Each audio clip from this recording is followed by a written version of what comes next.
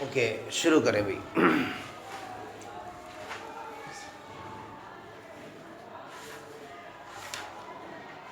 فصل فی الا.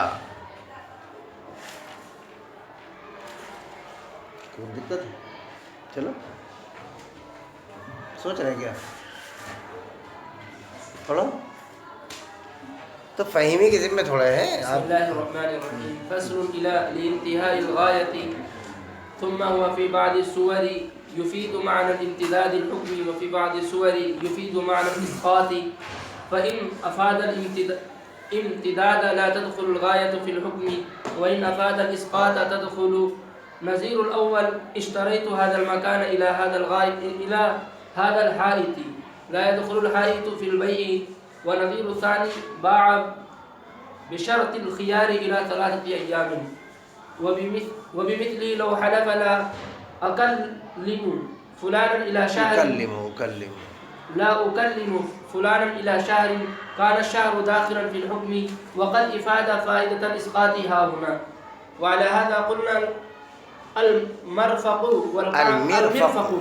المرفق والكعب داخلان تحت حكم الغسل في قوله تعالى إلى المرافق، لأن كلمة إلى ها هنا لإسقاط، فإنه لولاها لاستوعبت الوظيفة جميع اليد.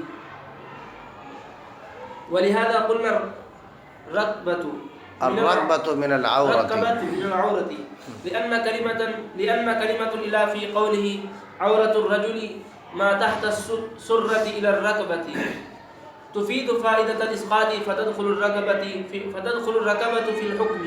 وقد تفيد كلمة إلى تأخير الحكم إلى الغاية. ولهذا قلنا إذا قال لامرأته أنت طالق إلى شهر ولا نية له لا يقع الطلاق في حاله الدنا، خلافا لزفر، لأن ذكر الشهر لا يصلح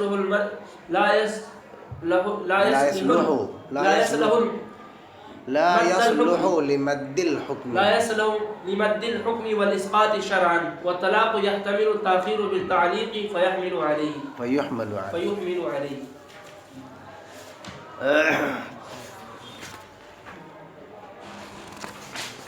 فصل فی الا، یہ فصل ہے بیان الا میں.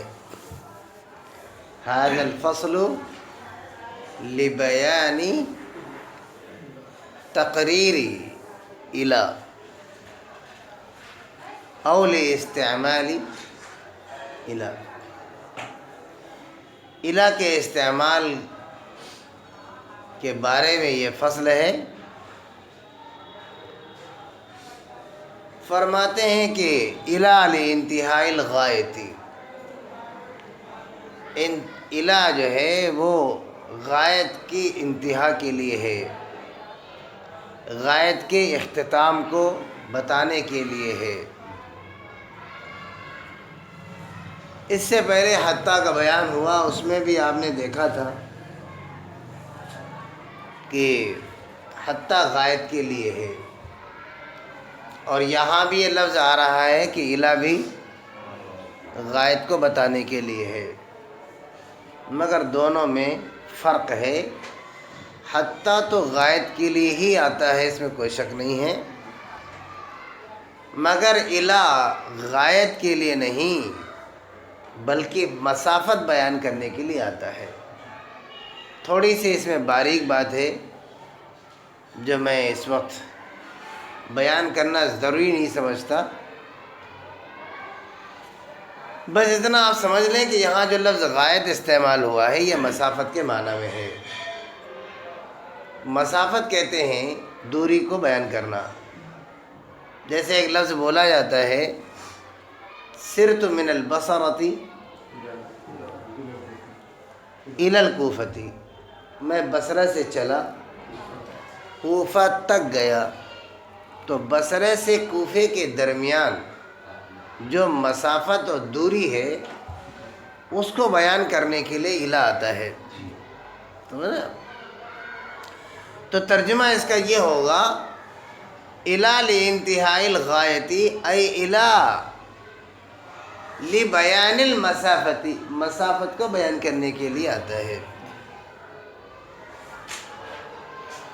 آگے مصنف علیہ الرحمہ فرماتے ہیں ثم هو فی بعض الصور یفید معنی امتداد الحکم وفی بعض الصور یفید معنی الاسقاط.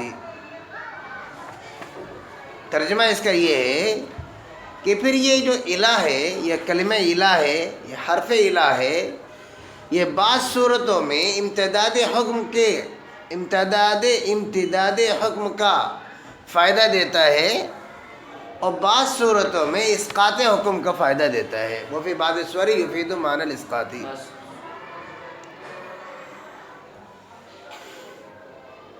پھر فرماتے ہیں کہ فَإِنْ أَفَادَ الْإِمْتِدَادَ، تو جب یہ امتداد حکم کا فائدہ دیتا ہے تو اس صورت میں غایت مغیہ میں داخل نہیں ہوتا، اور جب یہ اسقاط کا فائدہ دیتا ہے تو غایت مغیہ میں داخل ہوتا ہے. اس ترجمے سے آپ یہ سمجھ گئے ہوں گے کہ آج کے بیان کا خلاصہ غایت مغیہ کا بیان ہے. غایت کسے کہتے ہیں؟ انتہا کو کہتے ہیں. جی یہ بات بیان ہو چکی ہے، پھر بھی ایک لفظ سن لیں. الہ کا ما قبل مغیہ ہے اور الہ کا ما بعد غایت ہے. جی سوال یہ پیدا ہوتا ہے، یہ بیان جو آج کا ہونے والا ہے آپ کے سامنے، وہ یہ ہونے والا ہے کہ کیا الہ کا جو ما بعد ہے وہ ما قبل میں داخل ہوتا ہے یا داخل نہیں ہوتا، یہ سوال ہے. چنانچہ اس میں علماء کے درمیان اختلاف ہے. اختلاف ہی نہیں، اتنا اختلاف ہے کہ اس میں کئی مذاہب بن گئے ہیں. چنانچہ بعض 4 مذاہب تو واضح ہیں کہ بعض حضرات کا یہ خیال ہے کہ غایت مغیہ میں مطلقاً داخل ہوتا ہے، ہر حال میں داخل ہوتا ہے. جبکہ دوسرا مذہب لوگوں کا یہ ہے کہ جی غایت مغیہ میں بالکل داخل ہی نہیں ہوتا ہے سرے سے. یہ دوسرا مذہب ہے. تیسرا مذہب یہ ہے کہ اگر غایت مغیہ کی جنس سے ہے یا غایت اگر مغیہ کی جنس سے ہے تو غایت مغیہ میں داخل ہوگا، ورنہ داخل نہیں ہوگا. یہ تیسرا مذہب ہے. چوتھا مذہب یہ ہے کہ اگر غایت کے مغیہ میں داخل ہونے کا کوئی قرینہ ہوگا، کوئی دلیل یا قرینہ، کوئی اشارہ موجود ہوگا کہ یہ غایت مغیہ میں داخل ہے تو وہ داخل ہوگا، ادروائز داخل نہیں ہوگا. تو یہ 4 مذہب ہو گئے. ان مسئلوں میں، ان جھگڑوں میں اور ان اختلافات میں پڑھنے کے بجائے مصنف علیہ الرحمہ نے ایک بات یہ کہہ دی کہ دیکھو بھائی، ہم یہ تفصیل میں نہیں جانا چاہتے، ہم آپ سے یہ کہتے ہیں کہ ثم ہوا فی بعض الصور، یہ جو کلمہ الہ ہے یہ بعض صورتوں میں امتداد حکم کا فائدہ دے گا، بعض صورتوں میں اسقاط حکم کا فائدہ دے گا. کیا مطلب؟ کہ بات یہ ہے کہ بعض جگہیں ایسی ہوں گی، سنو بھائی، بعض جگہیں ایسی ہوں گی جہاں غایت مغیہ میں داخل ہوگا، بعض جگہ ایسی ہوں گی جہاں غایت مغیہ میں داخل نہیں ہوگا. That's all. اتنا کہہ کر کے جی، اور ہاتھ جھٹک کر کے اور آگے بڑھ کر کے مثال دے کر کے بات ختم کی ہے. ہم بھی ایسے ہی کر لیں تو اچھا ہے جی، کیونکہ ہم حضرت کی ہی کتاب پڑھ رہے ہیں جی. لیکن آپ یہ ضرور جاننا چاہیں گے کہ یار تھوڑا سا ایک مثال، حضرت کی مثال سے پہلے ایک مثال دو. تو مثال میں 2 مثالیں دوں گا، ایک میں ایک امتداد حکم کی اور ایک اسقاط حکم کی. جی اسقاط حکم کا مطلب ہوتا ہے کہ جو حکم چل رہا تھا مغیہ کا اس کو روک دینا، اور امتداد حکم کا مطلب یہ ہے کہ جو حکم چل رہا تھا وہ چل نہیں پا رہا تھا، اس کو کھینچ کھانچ کے یہاں تک لے آنا.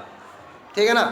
تو مطلب یہ ہے کہ الہ کا کام یہ ہے کہ کسی کو کھینچ کر اپنے پاس تک لے آنا، اور الہ کا یہ بھی کہ کام ہے کہ کوئی بہت تیز جا رہا تھا، بہت تیز دوڑ رہا تھا، بھاگتا چلا جا رہا تھا، اس کو بیچ سے کٹ کر دینا، روک دینا، رک یہیں پہ. یہ اسقاط حکم ہے اور وہ امتداد حکم ہے. اور دونوں کی اگر مثال دے دے تو ماشاءاللہ نور علی نور ہے جی. چنانچہ آپ دیکھیں کہ امتدادی حکم کی مثال اتم الصیام الی اللیل بہت مشہور ہے. کل بھی میں نے اس کو بیان کیا تھا کہ اللہ تعالیٰ فرماتے ہیں اتم الصیام الی اللیل. تو اس کو ایسے بھی کہا جا سکتا تھا اتم الصیام. اتم صیغہ جمع، صیغہ جمع ہے، امر کا صیغہ ہے، پورا کرو، مکمل کرو، ہے نا، یہ ترجمہ ہے نا. اتم الصیام، روزہ رکھو. روزہ کسے کہتے ہیں؟ کھانے پینے جمع سے رک جانا. 1 سیکنڈ کے لیے بھی رک گئے تو روزہ ہوا کہ نہیں ہوا؟ 1 گھنٹہ کے لیے روزہ رکھے تو روزہ ہوا کہ نہیں ہوا؟ آدھا گھنٹہ روزہ رکھے تو روزہ ہوا کہ نہیں ہوا؟ 10 منٹ روزہ رکھا تو روزہ ہوا کہ نہیں ہوا؟ یس. اللہ تعالیٰ فرماتے ہیں روزہ رکھو. ٹھیک ہے، ہم 10 منٹ کا رکھ لیں گے، 15 منٹ کا رکھ لیں گے. بہت زیادہ آپ کہہ رہے ہیں تو ہم 1 گھنٹے کا رکھ سکتے ہیں جی. لیکن بیچ میں الہ آ گیا، بیچ میں الہ آ گیا. اس نے کان پکڑا سیام کا. کس کا؟ موبائل چلاتے ہیں نا آپ لوگ، کیسے اس کو زوم کرتے ہیں ہم لوگ، ایسے پکڑ کے کھینچ دیتے ہیں اس کو. الہ نے کیا کیا؟ چپ، پکڑا اس کو کھینچ کے، سیام کو کان پکڑ کے کھینچتے کھینچتے کھینچتے کھینچتے کھینچتے کھینچتے کہاں تک پہنچایا؟ الی اللیل، رات کے شروع ہونے سے پہلے وہاں تک کھینچ کے رکھ دیا اس کو. چنانچہ روزہ کہاں تک ہوگا؟ پورے دن کو حاوی ہوگا. جہاں سے دن شروع ہوتا ہے جہاں پہ دن ختم ہوتا ہے. تو دن جہاں سے شروع ہوتا ہے اس میں تو الہ کوئی کام نہیں کر رہا ہے، لیکن الہ نے یہ ضرور کام کیا کہ جو حکم تھا اس کو ممتد کر دیا، اس میں امتداد کا رول ادا کر دیا. اس نے کھینچ کھانچ کے یہاں تک پہنچا دیا، کیونکہ یہ آنا نہیں چاہ رہا تھا. کون؟ سیام آنا نہیں چاہ رہا تھا. وہ کہہ رہا تھا ہم 10 منٹ سے کام چلا لیں گے. تو ثم اتم الصیام الی اللیل میں امتداد حکم ہوا ہے، یعنی کلمہ الہ نے حکم کا امتداد کر دیا. سمجھ گئے نا اب کیا بولیں اس میں جی. اب ہم دوسری مثال دینا چاہیں گے. کیا؟ اسقاط حکم. اسقاط حکم کا مطلب یہ کہ روکنا. روکا اس کو جاتا ہے جو بہت تیز چل رہا ہو. جیسے ہمارا شمیم بہت فاسٹ ہے، روکنا پڑتا ہے. اسے امامت کے لیے چلا جا رہا ہے، نماز پڑھانے چلا جا رہا ہے، محتم صاحب بلانے چلا جا رہا ہے، تو اس کو تو روکنا پڑتا ہے نا بھائی. کہا جا رہا ہے ابھی نہیں جا سکتے، تھوڑی دیر کے بعد جانا. تو الہ کا یہ بھی کام ہے کہ کوئی بہت تیز اگر جا رہا ہے تو اس کو روک دو. جیسے اللہ تعالیٰ قرآن پاک میں فرماتے فاغسلوا وجوہکم وایدیکم، یہاں تک تو الہ آیا نہیں ابھی.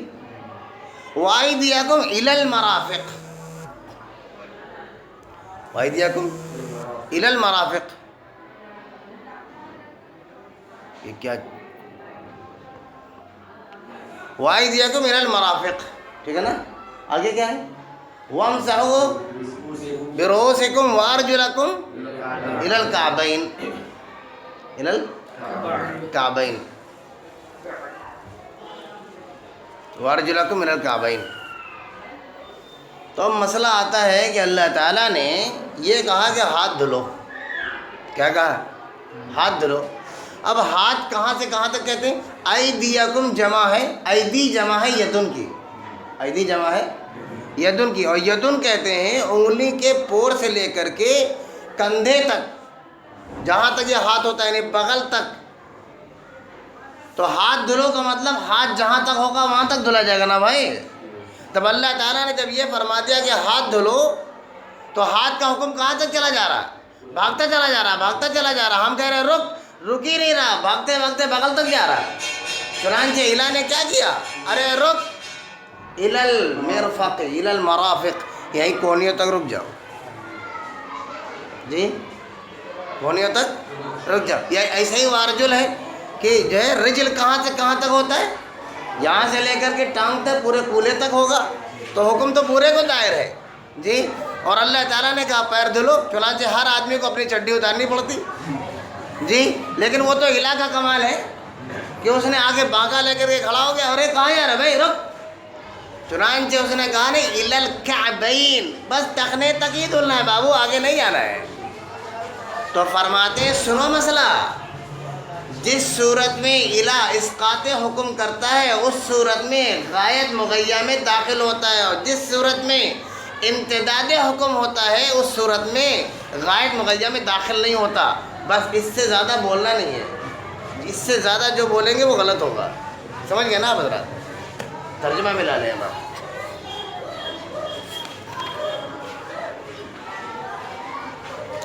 فرماتے ہیں فَإِذَا كَانَ مَا قَبْلَهَا قَابِلًا لو حتیٰ کا ترجمہ کرنے لگے ہم. جی تو یہ تھا یہاں سے ثم وفی بعض السور یفید معنی امتداد الحکمی وفی بعض السور یفید معنی الاسقاط فَإِنْ أَفَادَ. دیکھو یہ بات ابھی جو میں نے عرض کی تھی وہ یہاں لکھی کہ فَإِنْ أَفَادَ الامتداد، اگر وہ امتداد حکم کا کام کرتا ہے تو اس صورت میں غایت مغیّہ میں داخل ہوگا حکم. ٹھیک ہے نا، ہو گیا. آگے لکھا وَإِنْ أَفَادَ الْإِسْقَاطَ، اگر الہ اسقاط حکم کا فائدہ دے رہا ہے تو تدخل الغایۃ فی المغیّہ. آئی بات سمجھے؟ یہ تو ہم نے مثال دی تھی، حضرت مصنف کی آپ مثال پڑھیں اور اش کریں اور دیکھیں، داد دینے کی ضرورت ہے کہ حضرت نے کس طریقے سے مثال دی ہے. ماشاء اللہ. فرماتے ہیں نظیر الاولی، امتداد حکم کی مثال سنو کہ اشتریت هذا المکان الى هذا الحائط، کہ میں نے اس مکان کو خریدا اس دیوار تک. فرماتے ہیں کہ یہ دیوار بے میں داخل نہ ہوگی کیونکہ یہاں پہ الہ امتداد حکم کے لیے آیا ہے کہ مکان کی کوئی جگہ تخصیص نہیں ہو. مکان تو 1.5 فٹ کو بھی کہتے ہیں، ایک کمرے کو بھی کہتے ہیں. کمرہ ایک مکان میں کہو 5 کمرے ہوں، 10 کمرے ہوں، اور پھر یہ بھی بات ہو سکتی ہے کہ وہ وہیں تک ہو اور آدمی کو بتانا یہ کہ بھیا یہاں تک نہیں، میرا یہاں تک ہے. تو یہ جو امتداد ہے، یہ امتداد کا جب حکم، اس میں امتداد پایا جا رہا ہے، تو جب امتداد کا حکم ہوگا تو اس صورت میں غایت مغیّہ میں داخل نہ ہوگی، یعنی دیوار بے میں شامل نہ ہوگی. فرماتے ہیں اگر آپ یہ سمجھ گئے تو بات سنیے. فرماتے ہیں وَالنَّظِيرُ الثَّانِي، اور اسقاط کی مثال یہ رہی کیا کہ باع بشرط الخیار، کہ کسی آدمی نے بیچا شرط خیار کے ساتھ، یہ کہا کہ بھئی یہ میں آپ کو بیچ رہا ہوں اور آپ کو 3 دن کا اختیار ہے. اگر وہ 3 دن لفظ نہ بولے، الہ کے بعد ثلاثۃ ایام ہے، اگر وہ یوں کہہ دے کہ میں نے بیچا اور میں نے آپ کو اختیار دے دیا، تو وہ 6 مہینے کے بعد آئے گا. پہن وہن کے آئے گا جی، پتیلی لے جائے گا، اس میں پکا وکا کے کالی والی کر کے لے آئے گا اور کہے گا آپ نے خیار دیا تھا. تو کہانی پیدا ہوگی کہ نہیں جی. اس لیے یہاں پر الہ ثلاثۃ ایام کہہ کر کے یہاں پہ کٹ کر دیا. کیا کٹ کر دیا؟ صرف 3 دن، نو 6 month, know 12 month, no 1 year, 2 years and more. Think about it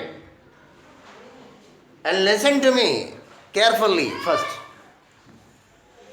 مجھے انگلش نہیں عربی میں بولنا چاہیے تھا. علیک الاہتمام وعلیک الاستماع جی، اور شرطیں لاگو ہیں کیا کہ 3 دن کی اجازت ہے.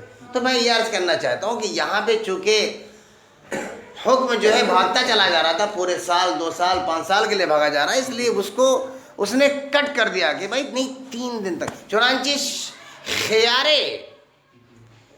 خیار بے یا شرط خیار کا جو اس کو حاصل ہوگا وہ 3 دن حاصل ہوگا. کیوں؟ یہاں پہ غائب وہ ہے ثلاثۃ ایام، یہاں پہ جو غائب ہے وہ مغیّہ میں داخل ہوگا. آئی بات سمجھ؟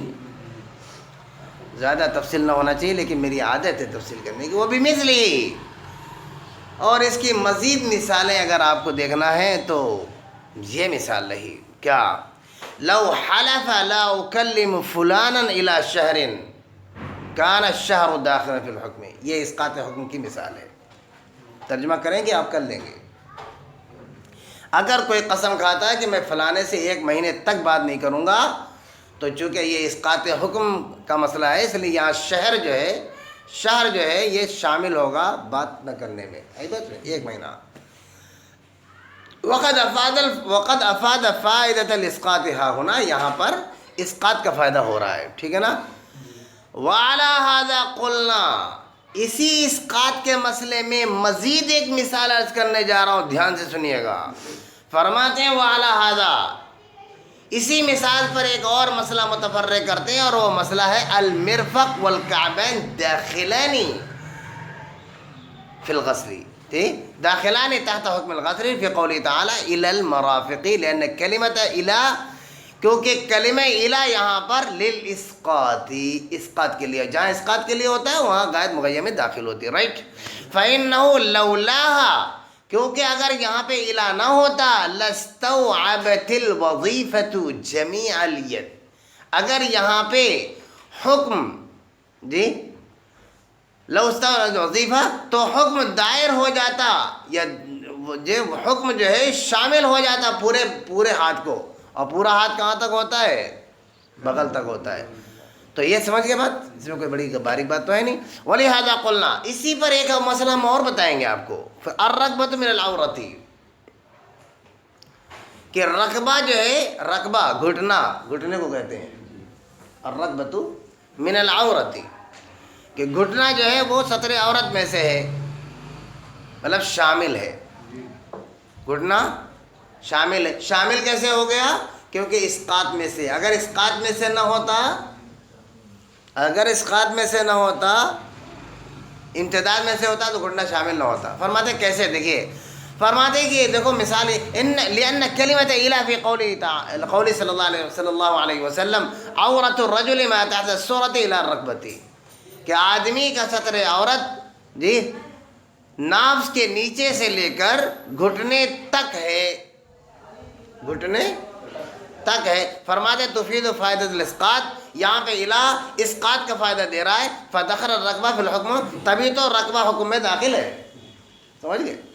وقد تفید کلمۃ الی تاخیر الحکم الی الغایہ، وہ بات پوری ہو چکی کہ وہ بھائی امتداد کے لیے ہے کہ اسقاط کے لیے ہے، یہ بات مکمل ہو چکی۔ اب آپ کو ایک مزید استرنو، ایک فریش نئی بات بتانا چاہ رہے ہیں، کیا کہ الی کبھی کبھی تاخیر حکم کا بھی فائدہ دیتا ہے، تاخیر حکم، ٹھیک ہے نا، مؤخر حکم کو مؤخر کرنے کا فائدہ دیتا ہے۔ کیا مثال ہے اس کی؟ جی یہ رہی مثال، کیا فرماتے ہیں وَلِهَذَا قُلْنَا، اسی بات پر کہ الی تاخیر حکم کا فائدہ دیتا ہے، اس پہ یہ مثال ہے کہ اگر کسی آدمی نے اپنی اہلیہ محترمہ سے کہا انت طالق الی شہر، کہ تجھے طلاق ہے 1 مہینے تک، ولا نیت لہ، اور اس نے کوئی اس کی نیت بھی نہ کی، لا یقع الطلاق فی الحال، تو اس کی طلاق مؤخر ہوگی اور فوری طلاق واقع نہ ہوگی، حالانکہ وہ انت طالقن کہہ رہا ہے۔ جب بھی انت طالقن کو کہہ دے تو کون روک سکتا؟ کسی کے اوقات ہے روک لے؟ جی کوئی آدمی اپنی بیوی سے کہے کہ تمہیں طلاق ہے تو طلاق فوراً واقع ہو جائے گی، لیکن الی کا کمال آپ دیکھیے کہ الی کہہ رہا ہے کہ الی شہر، 1 مہینے تک، کیا مطلب 1 مہینے تک تو آپ کو طلاق ہونی نہیں ہے، 1 مہینے کے بعد ہی طلاق واقع ہوگی۔ جیسے آج کل ہم لوگ میسج بھیجتے ہیں تو اس میں آپشن ہوتا ہے، ای میل وغیرہ استعمال کرتے ہیں، جی میل وغیرہ، تو اس میں آپشن یہ ہوتا ہے کہ اگر آپ کو اسے ڈالیں اس میں لکھ دیں آپ کہ بھائی کل صبح یہ ڈیلیور ہونی چاہیے، چنانچہ کل صبح ڈیلیور ہوگی۔ ارے بس سنیں، تو بالکل اسی طریقے سے الی بھی یہ کام کر رہا ہے کہ حکم کو مؤخر کرتا ہے کہ بھائی یہ طلاق واقع ہو، لیکن آج نہیں، جمعے کو، سنیچر کو، اگلے مہینے ہو، دوسرے مہینے ہو۔ جی ارے کچھ سمجھ میں آ گئی بات؟ آگے زیادہ نہ بولے تو اچھا ہے۔ فرماتے ہیں یہ مسئلہ ہمارا خلافاً للزفر، امام زفر کا اس میں اختلاف ہے رحمہ اللہ، لأن ذکر الشارع لا يصل لمد الحکم، فرماتے ہیں کہ بھئی یہ آپ کو نہیں کہنا چاہیے یہاں پہ، اس لیے کہ ذکر شہر مد حکم کی صلاحیت نہیں رکھتا، ذکر شہر مد حکم کی صلاحیت نہیں رکھتا، لمد الحکم والاسقاطی، نہ مد حکم کی صلاحیت رکھتا ہے نہ اسقاط حکم کی صلاحیت رکھتا ہے شرعاً۔ والطلاق يحتمل التاخیر بالتعلیق، اور طلاق تو احتمال رکھتی ہے تاخیر کا تعلیق کے ذریعے سے، جی لہذا اگر کسی کو فیحمل علیہ، نہیں طلاق میں تعلیق ہوتی ہے، ان دخلتی، ان تکلمتی، ان اکلتی، تعلیق ہوتی ہے اس میں، تو یہاں پہ تعلیق استعمال نہیں کر رہا، تعلیق استعمال نہیں کر رہا تو نہیں کر رہا ہے، لیکن مسئلہ طلاق میں چونکہ تعلیق ایک بہت بڑا چیپٹر ہے، اس لیے اس بات کو بھی ہم اسی چیپٹر کے اوپر اس کو محمول کر دیں گے. بھائی قالوا علیہ، سمجھ گئے بات؟ امید